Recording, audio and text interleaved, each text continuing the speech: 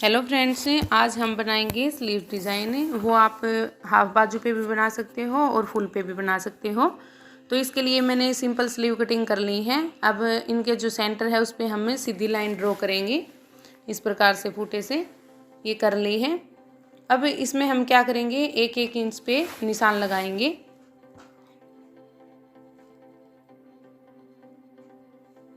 एक एक इंच पे इस प्रकार से निशान लगा लेंगे।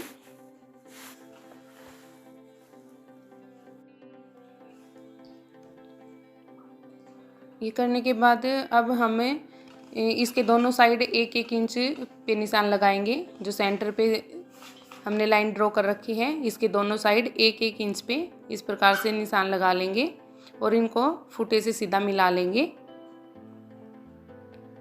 ये मैंने सीधी लाइन ड्रॉ कर ली है एक और। तो ये एक एक इंच पे आपने 3 लाइन ड्रॉ करनी है। एक सेंटर की है, इसके दोनों साइड एक एक इंच पे 2 और हो जाएंगी। तो इस प्रकार से ये 3 लाइन ड्रॉ हो गई है हमारी। अब हमने क्या करना है कि एक एक इंच पे जैसे निशान लगा रखे हैं, इनको इस प्रकार से सीधा मिला लेंगे। आप साइड वाली जो लाइनें हैं उन पे भी एक एक इंच का निशान लगा के ड्रॉ कर सकते हो।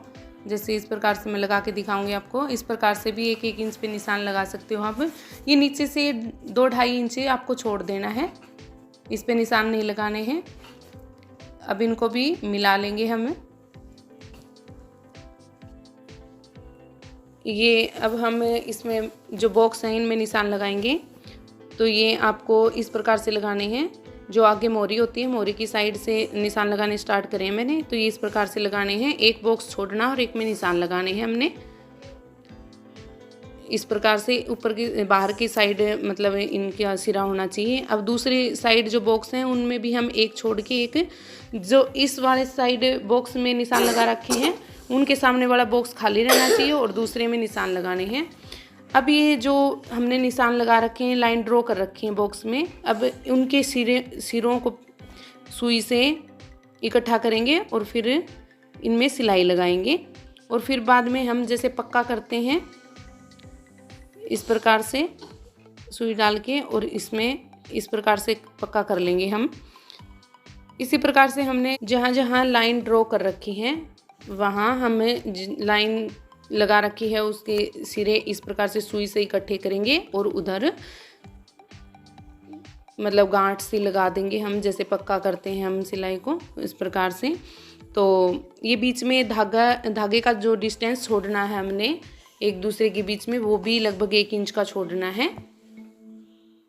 मतलब पूरे एक दूसरे को अटैच नहीं करना है, बीच में धागे को छोड़ना होता है। जैसे ये यहाँ लगाएंगे हम, तो पीछे से खींचेंगे तो बीच में 1 इंच का डिस्टेंस रहता है धागे का। इसी प्रकार से हम सभी में सिलाई लगा लेंगे। और ये बात ध्यान रखनी है, हमने पक्की करके छोड़ना है, वरना बाद में फिर खुलने की दिक्कत आ जाती है। तो इसी तरह हमें सभी के सिलाई लगा लेंगे। एक बार देखने के बाद फिर आपके अच्छे से समझ आ जाएगा। एक बार देखने के बाद आप आसानी से बाजू बना सकते हो, ज़्यादा मुश्किल नहीं है।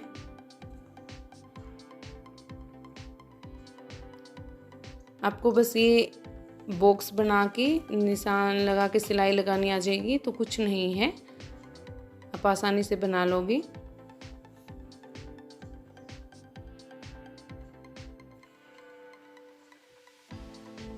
ये जो ऊपर की साइड हमने जो मोड़े अटैच करने हैं मोड़े के साथ बाजू, तो उधर भी हमने 1-1.5 इंच का मतलब गैप रखना होता है, वो जगह छोड़ देनी होती है। अब मैंने ये निशान लगाए थे, तो जितना मैंने ऊपर की नीचे छोड़ के मैंने निशान लगाए थे, तो जितना ऊपर बचा 1 इंच या 1.25 इंच वो मैंने ऊपर की ओर छोड़ दिया था। तो अब ये लास्ट बॉक्स है, तो ये इधर तक मैंने लगा ली है सिलाई। तो ये हमारा बाजू का डिज़ाइन कंप्लीट हो गया है। ये उल्टी साइड और ये सीधी साइड है, बहुत ही अच्छा बना है। अब हमने क्या करना है, इस जहाँ जहाँ प्लेट डलती हैं तो इनमें साइड में हमने प्लेट डालनी पड़ेगी। तो अब चलिए हम मशीन पे चलते हैं। तो मशीन से फिर हम इसमें प्लेट डालेंगे दोनों साइड। तो इस प्रकार से जहाँ जहाँ आपको लगता है ये प्लेट डलेंगी, जहाँ बीच में जो डिज़ाइन बना हुआ है तो उस हिसाब से प्लेट डल जाएंगी इसमें। तो उनके सामने एक एक प्लेट डाल लेनी है हमने।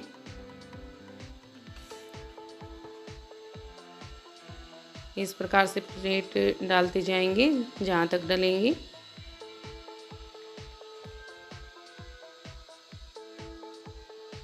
तो ये प्लेट डल गई है। अब दूसरी साइड भी ऐसे ही डालनी है हमने।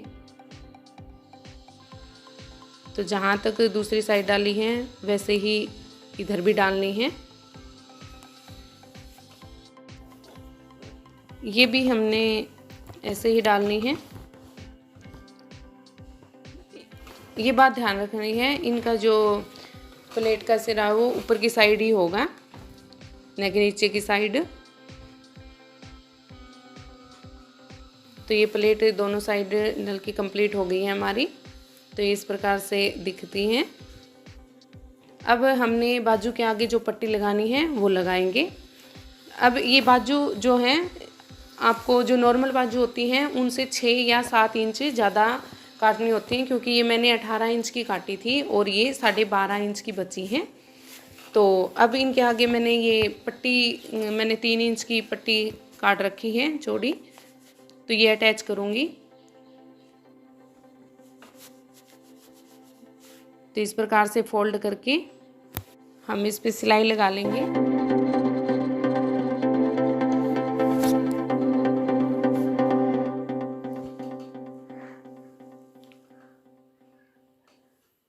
ये सिलाई लग जाएगी हमारी।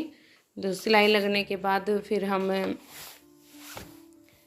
जहाँ मोहरी का निशान लगा रखा है उधर सिलाई लगाएंगे।